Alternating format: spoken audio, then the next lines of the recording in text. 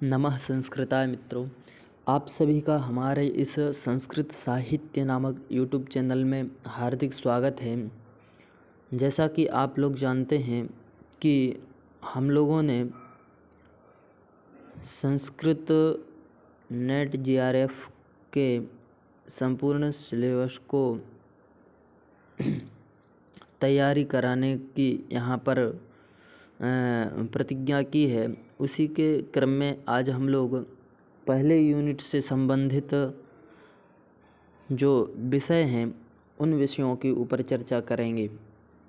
तो सबसे पहले जो वैदिक साहित्य जो प्रथम यूनिट से संबंधित लगा हुआ है उसके ऊपर हम लोग चर्चा करते हैं।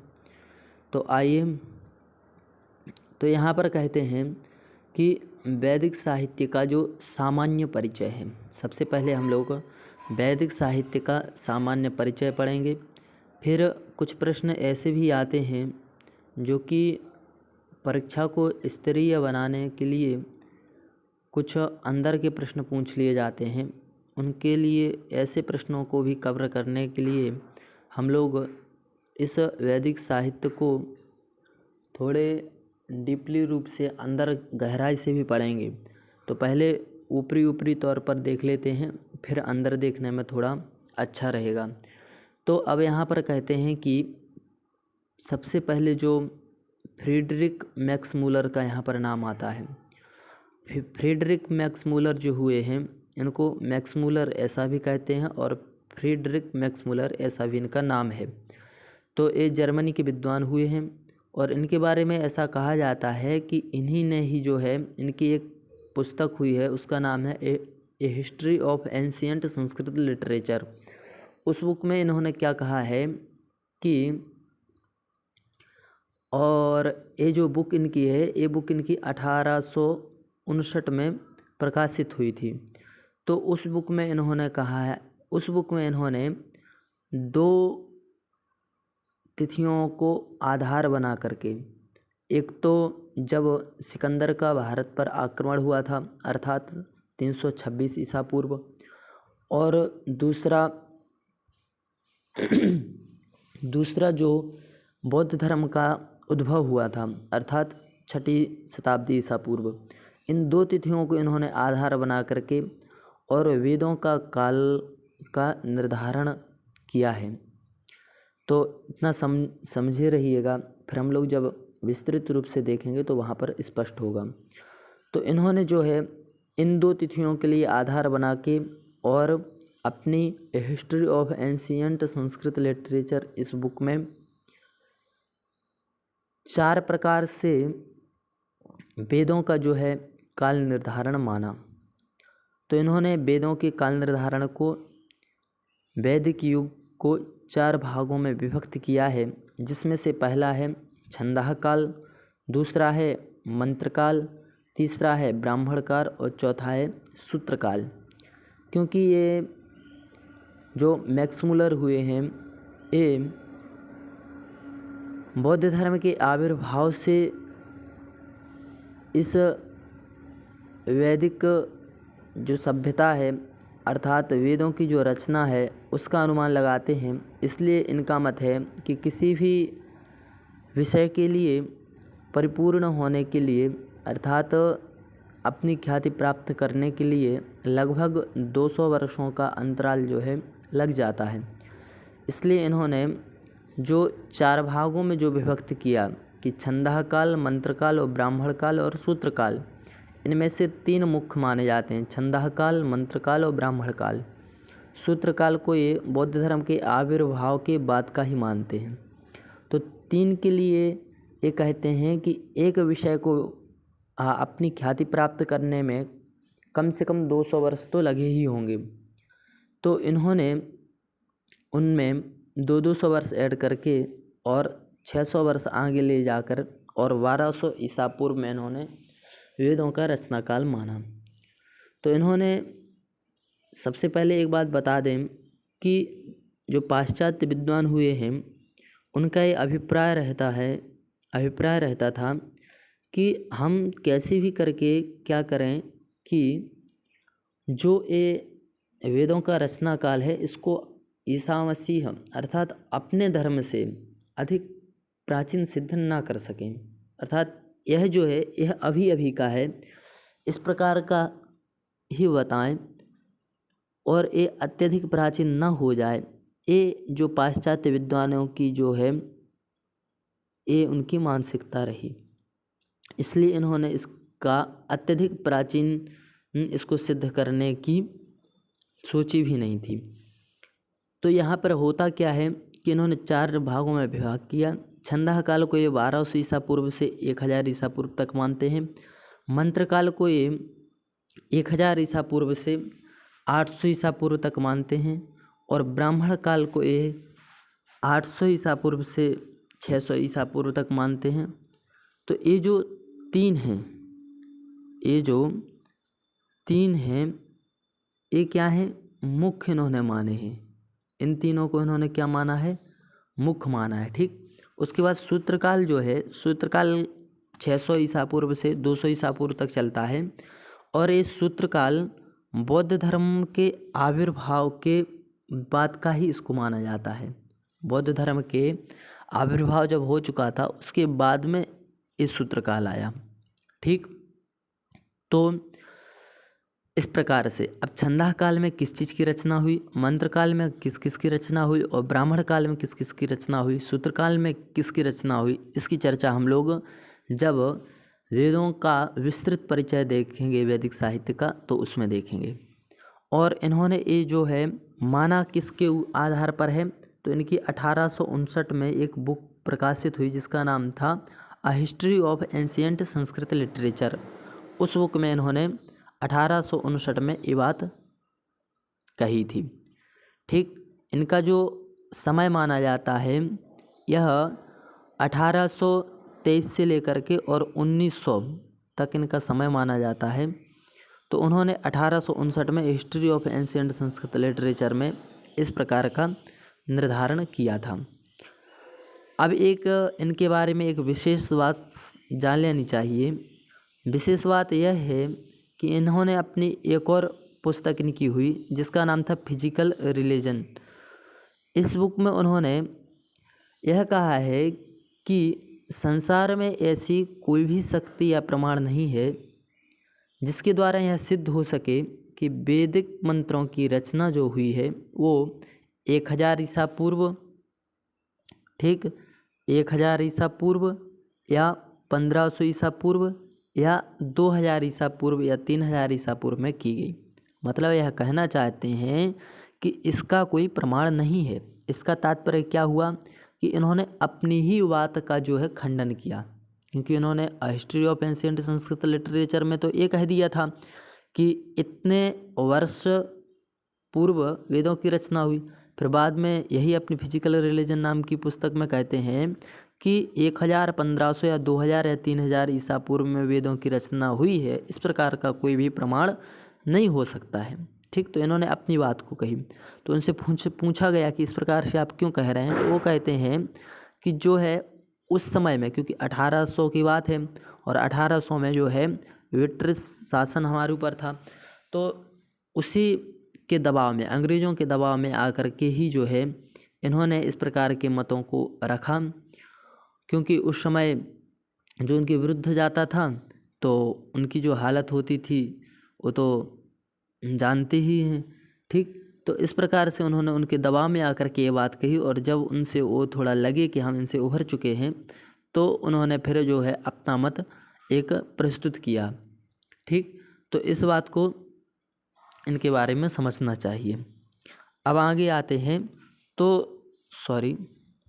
अब आगे आते हैं तो इनकी एक क्या है, बुक है, इनकी कुछ पुस्तकें हैं, तो इनको भी याद रखना चाहिए। ये मुख्य इनकी पुस्तकें हैं, जैसे कि ये आती हैं कि a history of ancient Sanskrit literature, तो ये तो इनकी 1859 में जो प्रकाशित हुई थी वो तो है ही।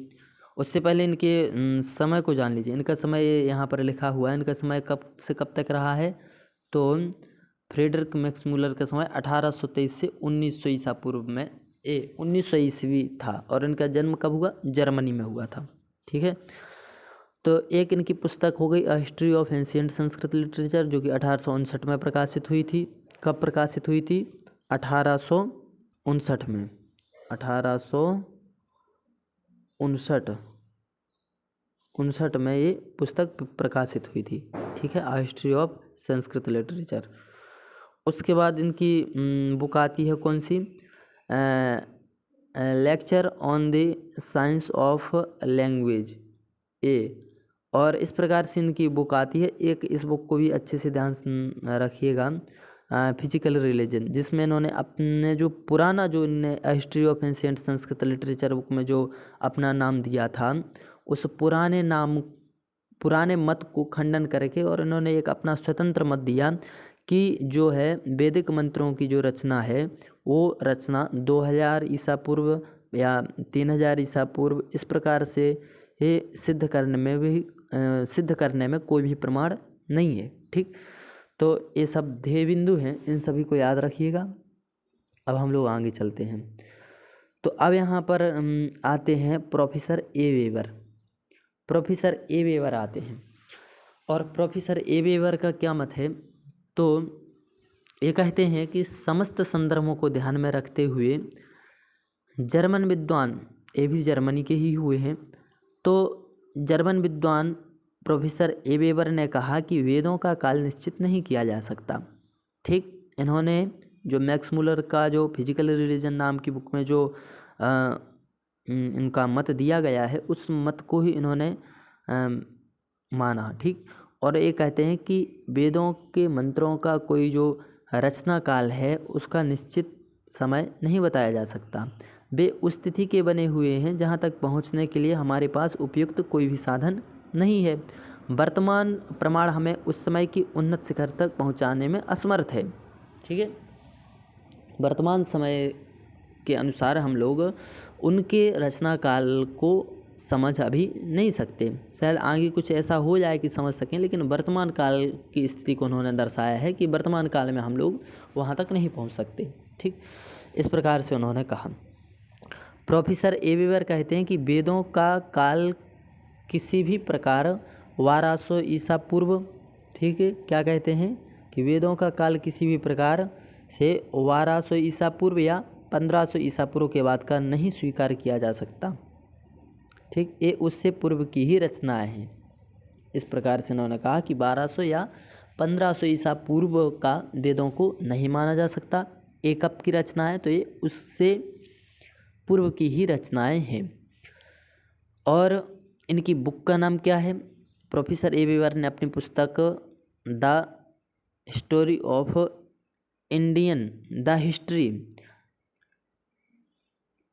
हिस्ट्री ऑफ इंडियन लिटरेचर में कहा है कि वेदों का काल निर्धारण करने के लिए प्रयत्न करना जो है वो सर्वथा ही क्या है? व्यर्थ है। वेदों का काल निर्धारण करने में यदि कोई प्रयास करता है तो वो क्या होगा? सर्वथा व्यर्थ होगा। ठीक, तो इस प्रकार से इन्होंने कहा।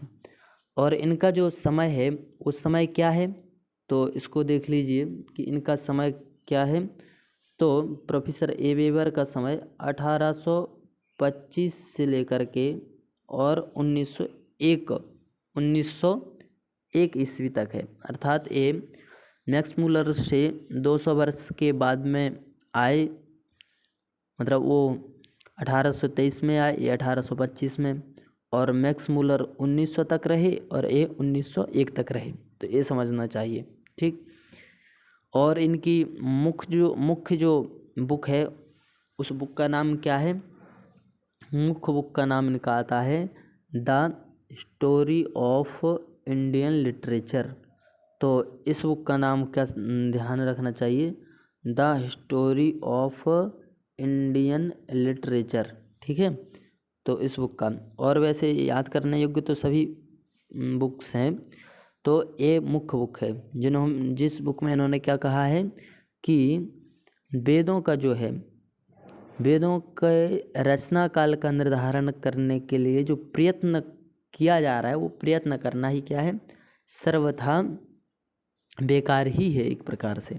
ठीक, अब हम लोग आगे चलते हैं। तो आगे आते हैं कौन?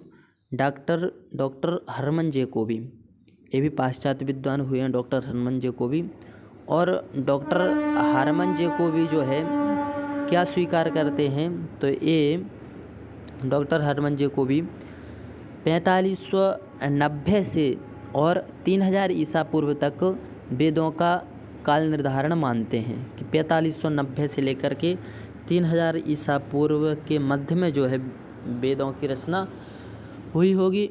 और उसके पश्चात जो है वेदों के व्याख्यानभूत अर्थात वेदों की व्याख्या करने वाले जो ब्राह्मण ग्रंथ हैं, उन ब्राह्मण ग्रंथों की रचना 3000 ईसा पूर्व से 2500 ईसा पूर्व तक 2500 ईसा पूर्व के मध्य में हुई होगी। तो ये जो मत है ये किसका मत हो गया, इनका हर्मन जैकोबी का मत हो गया, ठीक है। और इन्होंने जो आधार बनाया है, ये आधार इन्होंने किसको बनाया है, तो इसको ध्यान रखना, ये पूछ लेता है परीक्षा में कभी कभी कि इन्होंने आधार किसको बनाया है, तो कृत्तिका और वसंत संपात के आधार पर इन्होंने ये माना, ठीक। कृत्तिका और वसंत संपात से तात्पर्य क्या है कि इन्होंने ये माना है कि एक शतपथ नाम का एक ब्राह्मण है, ठीक। तो शतपथ ब्राह्मण जो कि वेदों का व्याख्यानभूत ग्रंथ है, उसमें क्या दिखाया गया है कि जो कृत्तिका नक्षत्र है, ये कृत्तिका नक्षत्र पूर्व दिशा में क्या होता है, उदित होता है, अर्थात सूर्य के सम्मुख ये उदित होता है, अर्थात सूर्य के सम्मुख ही एक कृत्तिका नक्षत्र रहता है। तो उसके सम्मुख रहने के कारण इसी नक्षत्र में जो है क्या करना चाहिए, अग्नि का आधान करना चाहिए। तो इस विषय को उन्होंने आधार बना के कि वो कृत्तिका से फिर पीछे गए होंगे, फिर और पीछे गए होंगे, तो इसी क्योंकि अभी जो है अभी सूर्य के सम्मुख जो है मृगशिरा माना जाता है, अत्यधिक सम्मुख। तो कृत्तिका तो हट चुका है और हटने में जो टाइम लगता है, जो सूर्य है वह सूर्य एक नक्षत्र से दूसरे नक्षत्र पर पहुंचने में उसको 972 वर्षों का टाइम लगता है, ठीक। तो कृत्तिका नक्षत्र से अन्य नक्षत्र तक पहुंचने में उसको कितना टाइम लगेगा, 972 वर्षों का। तो वह अभी मृगशिरा नक्षत्र पर है। तो इस प्रकार से उन्होंने जो भी गणना की होगी, तो उन्होंने अपना रचना काल 4590 से 3000 ईसा पूर्व वेदों का रचना काल माना, ऋग्वेद का रचना काल, और ब्राह्मण ग्रंथों का रचना काल कब माना, 3000 ईसा पूर्व से 2500 ईसा पूर्व माना। इसको हम लोग अभी संक्षिप्त में देख रहे हैं, विस्तृत रूप में जब देखेंगे तो वहाँ पर इसकी चर्चा और होगी, ठीक है। और जो है इनका एक क्या है, लेख प्रकाशित हुआ, लेख का क्या नाम है, ऑन द एंटिक्विटी ऑफ वैदिक कल्चर, ठीक। तो ये जो बुक हुई ये कब प्रकाशित हुई इनकी, तो 1908 में प्रकाशित हुई, ठीक है। बुक का नाम याद रखिए, ये जो इनका लेख प्रकाशित हुआ उसका नाम याद रखिएगा, ऑन द एंटिक्विटी वैदिक कल्चर, ठीक है, ऑन द एंटिक्विटी वैदिक कल्चर, ठीक।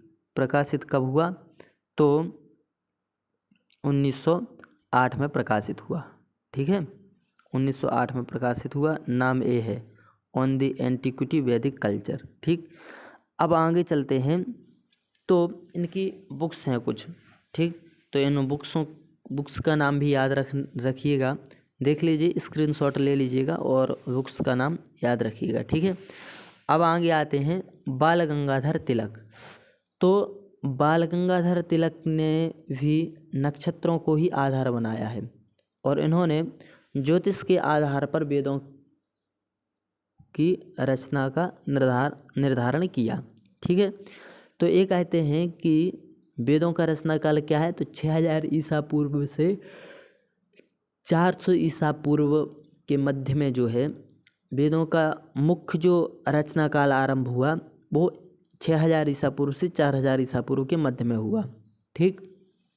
तो और इन्होंने किसको आधार बनाया, तो इन्होंने ज्योतिष के आधार पर बनाया, जो कि ऋग्वेद में उपलब्ध ज्योतिषीय साक्ष्यों के आधार पर, मतलब ऋग्वेद में जो ज्योतिषीय साक्ष्य मिले उसको इन्होंने आधार बनाया है, ठीक है। इन्होंने भी वही वसंत संपात और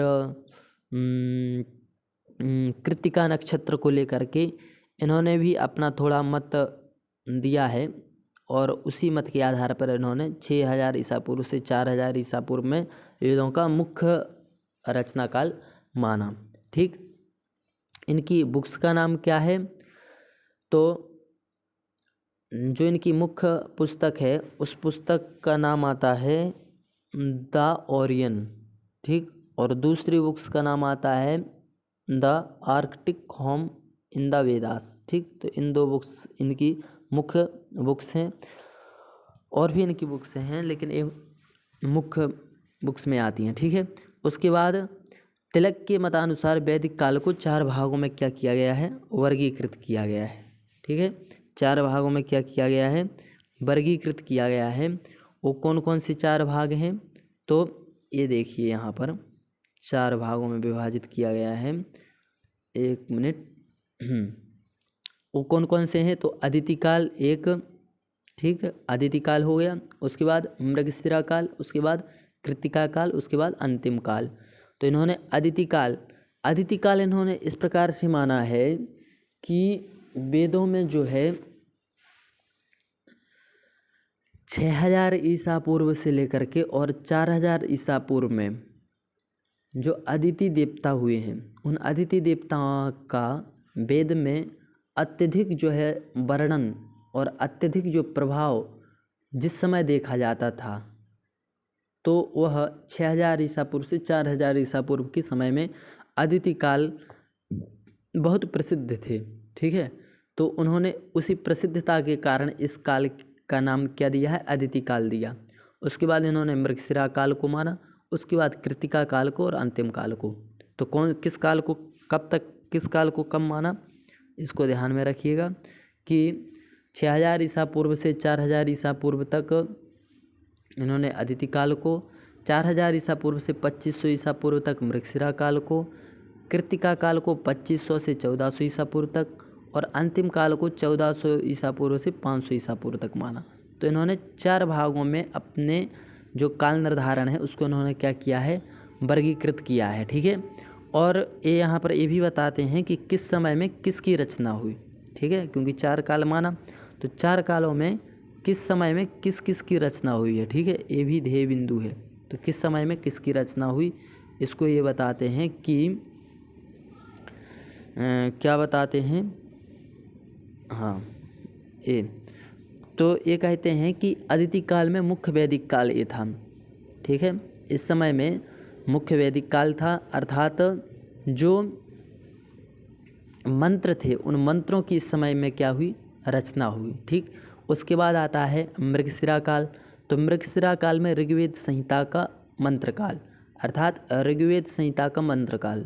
मंत्रों की रचना तो पहले हो चुकी थी लेकिन इस काल में क्या हुआ? तो मंत्रों की जो ऋग्वेद संहिता है वो ऋग्वेद संहिता सबसे प्राचीन मानी जाती है। तो ऋग्वेद संहिता के मंत्रों को, ऋग्वेद के जो मंत्र थे उनको संहिता के रूप में क्या किया गया? ग्रथित किया गया, मतलब एकत्रीकरण किया गया। किस समय? मृगशिरा काल में। ठीक, और इसी काल के लिए क्या कहा जाता है कि ये जो काल है मृगशिरा काल, ये आर्य सभ्यता का क्या है? सर्वाधिक महत्वपूर्ण काल माना जाता है। तो यदि प्रश्न आए कि आर्य सभ्यता का सबसे महत्वपूर्ण काल क्या माना जाता है तो मृगशिरा काल के लिए माना जाता है। ठीक है, उसके बाद आता है कृत्तिका काल। तो कृत्तिका काल में क्या हुआ? तो कृत्तिका काल में तैत्तिरीय आदि जो संहिताएं हैं उन वो आई, और वेदांग ज्योतिष, यह एक ग्रंथ है वेदांग ज्योतिष, इसकी रचना हुई तथा ब्राह्मण ग्रंथों की रचना हुई। ब्राह्मण ग्रंथ क्या हैं? तो वेदों के व्याख्यानभूत जो ब्राह्मण ग्रंथ हैं उनकी रचना हुई। कब? कृत्तिका काल में। तो ये भी ध्यान में रखिएगा कि इस समय में इनकी रचना हुई। उसके बाद आ जाते हैं हम लोग अंतिम काल। तो अंतिम काल में किस किस की रचना हुई? तो सूत्र व दर्शन ग्रंथों का रचना काल तथा बौद्ध धर्मोद्भव काल। ठीक, तो ये अंतिम काल माना जाता है। कब? 1400 ईसा पूर्व से 500 ईसा पूर्व तक मानते हैं। और बौद्ध धर्म का उद्भव कब मानते हैं? 6ठी शताब्दी मानते हैं। तो उसी समय के लगभग, ठीक, मतलब 1400 से 1500 ईसा पूर्व अंतिम काल में क्या हुआ? तो सूत्रों की रचना हुई, दार्शनिक ग्रंथों की रचना हुई और इसी समय में बौद्ध धर्म का क्या हुआ था, उद्भव हुआ। ठीक, इनकी कुछ और इनका अब समय देख लीजिए। तो इनका समय क्या है, तो बाल गंगाधर तिलक का समय 1856 से लेकर के 1920 का माना जाता है, 1856 से 1920 का। ठीक है, और ये रहने वाले कहाँ के थे, तो भारतीय थे और भारतीय में भी मराठी थे।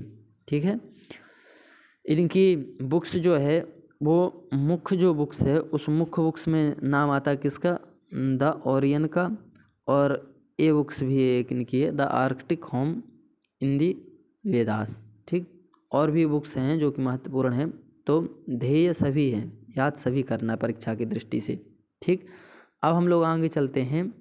तो आगे क्या आता है कि एक विद्वान हुए हैं, पाश्चात्य विद्वान, जिनका नाम है एम विंटरनित्ज। एम विंटरनित्ज, तो ये जो है ये क्या मानते हैं, एम विंटरनित्ज जो विद्वान हुए हैं, ये विद्वान 2500 ईसा पूर्व से 2000 ईसा पूर्व तक वेदों की क्या मानते हैं, रचना काल मानते हैं। इन्होंने क्या किया है, तो समालोचनात्मक अध्ययन के आधार पर इन्होंने ये कहा, मतलब इन्होंने पाणिनीय व्याकरण, अशोक के शिलालेख और मुख्य रूप से वैदिक संस्कृत भाषा इत्यादि का समालोचनात्मक अध्ययन करने के बाद इन्होंने 2500 से लेकर के और 2000 ईसा पूर्व में वेदों की रचना हुई है, इस प्रकार से इन्होंने माना। ठीक है, और इनकी जो मुख्य जो किताब है, उस मुख्य किताब का नाम है, इनका history of Indian literature, history of Indian literature, ये इनकी मुख्य किताब का नाम है। और इनका जो समय है, उस समय क्या है, तो 1863 से लेकर के और 1937 तक, 1863 से 1937 तक इनका समय समझना चाहिए। और एक बात यहाँ पर ध्यान रखना है, बात यह ध्यान रखना है कि ये रहने वाले कहाँ के थे, ये ऑस्ट्रियन रहने वाले थे, ऑस्ट्रेलिया के रहने वाले थे। क्योंकि कभी कभी ऐसे प्रश्न पूछ दिए जाते हैं कि अभी तो सभी जो पाश्चात्य विद्वान अत्यधिक कहाँ के देखे जाते हैं, जर्मनी के, और ये जो एकमात्र है कहाँ के रहने वाले थे, ऑस्ट्रेलिया के। तो वहाँ के रहने के होने के कारण होता क्या है कि सभी के मस्तिष्क में यही रहता है कि जर्मनी के ही पाश्चात्य विद्वान हुए हैं। तो ये प्रश्न कोई गलत कर दे, इसी दृष्टि से वो लोग क्या कर देते हैं, इसको दे देते हैं कि ये विद्वान कहाँ के थे, तो जर्मनी का लगा देगा कोई, यदि ध्यान नहीं देगा। तो ये ध्यान रखना कि ये कहाँ के थे, ऑस्ट्रेलिया के रहने वाले थे। ठीक है, और इनकी बुक्सों जो है उनको याद कर लेना। अब आगे चलते हैं, तो आते हैं अब भारतीय परंपरागत जो विचार हैं, वो भारतीय परंपरागत कुछ विचार आते हैं। ठीक है, तो भारतीय परंपरागत विचारों में एक श्लोक है जो कि बहुत ही प्रसिद्ध है। ठीक है, श्लोक क्या है, तो श्लोक यह है कि अनाधि निधना नित्या भागुत्सृष्टा स्वयंभुवा आदो वेदमयी नित्या यतः सर्वा प्रवृत्तयः। अर्थात इसमें क्या कहना चाह रहे हैं कि जो वाक्य है, अर्थात जो वेदमयी जो वाक्य है वो कैसी है, अनादि है, निधना है, और कैसी है, नित्या है, अर्थात नित्य है, और स्वयंभुवा, स्वयं से उत्पन्न होने वाली है, और आदौ, आदौ का अर्थ अर्थात सृष्टि के आदि काल से ही है। ठीक, सृष्टि के प्रारंभ काल से ही है, और जो है यतः सर्वा प्रवृत्तयः, दिव्य है, और यतः सर्वा प्रवृत्तयः, जिस वाक से जितने भी संसार के ज्ञान हैं वो सभी प्रवृत्त हैं, अर्थात संचालित हैं।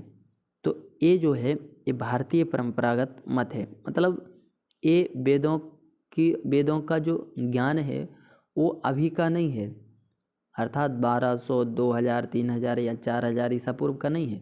ये कब का है, तो सृष्टि के आरंभ से ही ये चला आ रहा है। ठीक है, जैसे कि पुरुषोक्त में भी कहा गया है कि तस्मात् यज्ञात् सर्वहूतः ऋचः सामानि जज्ञिरे छंदांसि जज्ञिरे तस्मात् जजुस् तस्मात् अजायत।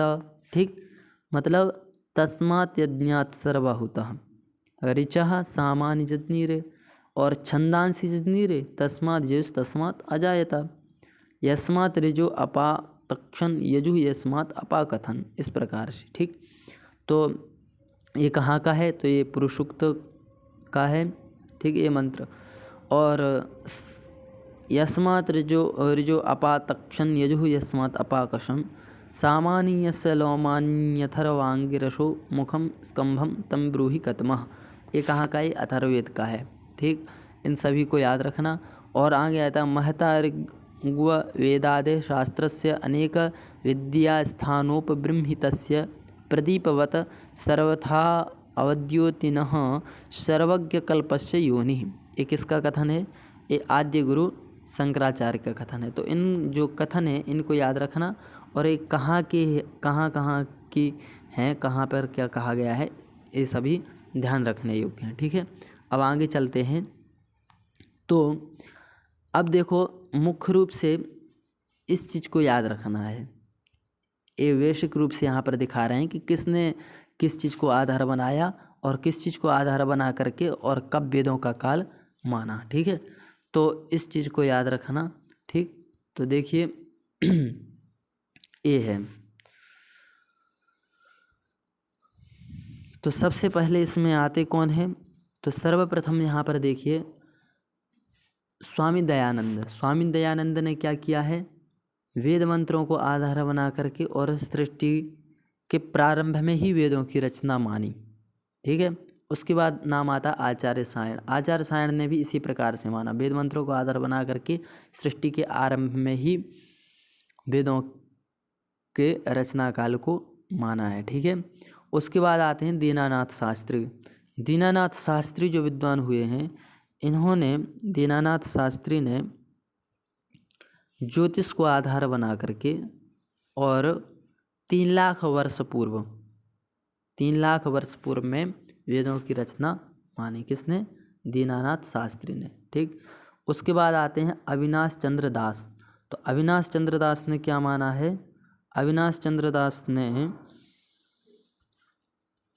भूगर्भ व सरस्वती नदी को आधार बनाया और इन्होंने 25,000 वर्ष ईसा पूर्व में वेदों का रचना काल माना।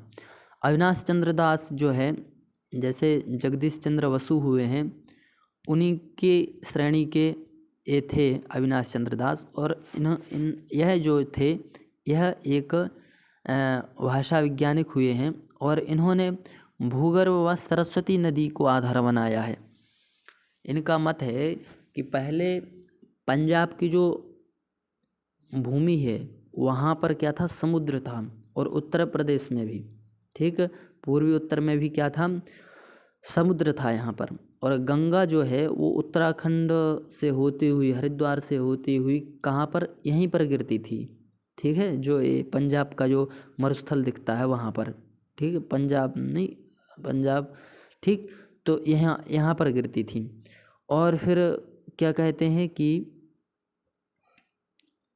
तो इन्होंने 25,000 वर्ष पूर्व अपना अनुमान लगा के और वेदों का रचना काल माना। उसके बाद आते हम लोग नारायण भवन राव पर। तो नारायण भवन राव ने भी भूगर्भ व ज्योतिष के आधार पर 7,000 ईसा पूर्व में वेदों का रचना काल माना। फिर आते हैं डॉक्टर R.G. भंडारकर। ये एक इतिहास के आधार पर उन्होंने, वेद मंत्रों के आधार पर व इतिहास के आधार पर उन्होंने 6,000 वर्ष ईसा पूर्व में उन्होंने वेदों का रचना काल माना। और फिर आते हैं शंकर बालकृष्ण दीक्षित। इन्होंने ज्योतिष के आधार पर 2500 ईसा पूर्व माना। मैकडॉनल्ड पश्चात विद्वान हुए हैं। इनका मत है कि भारतीय ईरानी सभ्यता के विभाजन का जो समय था, उस समय में इन्होंने वेदों का रचना काल माना। मतलब ये मानते हैं कि पहले जो ईरान था वो क्या था? भारत का ही एक हिस्सा था। तो भारत के लोग और ईरान के लोग साथ साथ में रहते थे। लेकिन इस प्रकार की कल्पना की जा सकती है कि साथ साथ में रहते हुए भी दोनों के मतैक्य नहीं थे, दोनों के मतों में क्या था, भेद था। ठीक है, तो कुछ समय तो साथ साथ रहे, लेकिन जहाँ पर मत एक ना हो तो वहाँ पर अत्यधिक समय तक तो कोई जाति नहीं रह सकती साथ साथ।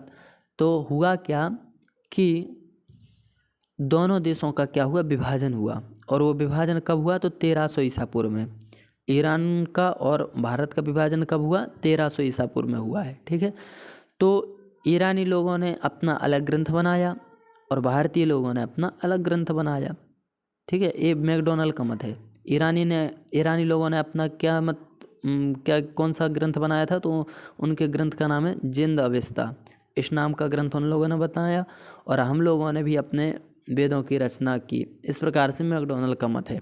तो ये कहते हैं कि 1300 ईसा पूर्व में जब इसका विभाजन हुआ, उसी समय वेदों की क्या हुई होगी, रचना की गई होगी। ठीक है, एक और विद्वान हुए जिनका नाम है अमल नरेकर। इन्होंने विश्व की रूपरेखा को आधार बना करके और 6600 से लेकर, नहीं थोड़ा अलग लिख दिया गया है यहाँ पर, 6600 से 7500 लिख दिया गया है, जबकि ऐसा नहीं होता। 7500 से 6600 होता है, क्योंकि जब हम लोग ईसा के पूर्व में जाते हैं तो वहाँ से घटते क्रम में हम लोग समय को दर्शाते हैं। तो इन्होंने विश्व की रूपरेखा को आधार बना के, ठीक है, और 7500 से 6600 ईसा पूर्व में वेदों के रचना काल को माना। ठीक, तो इस प्रकार से हम लोगों ने जो है सामान्य रूप से वेदों के रचना काल को 4-5 विद्वानों के अनुसार देखा कि किसने किसको आधार बना के और वेदों का रचना काल माना, और उनकी बुक्स क्या हैं, और उनका जो समय है अर्थात उनका जो जीवन काल है वो कब से कब तक का रहा। इस प्रकार से हम लोगों ने देखा। अब हम लोग विस्तृत संस्कृत साहित्य को पढ़ेंगे। इसी के साथ आप लोगों ने धैर्यपूर्वक सुना। इसी के साथ आप सभी को बहुत बहुत धन्यवाद। जय हिंद, जय भारत।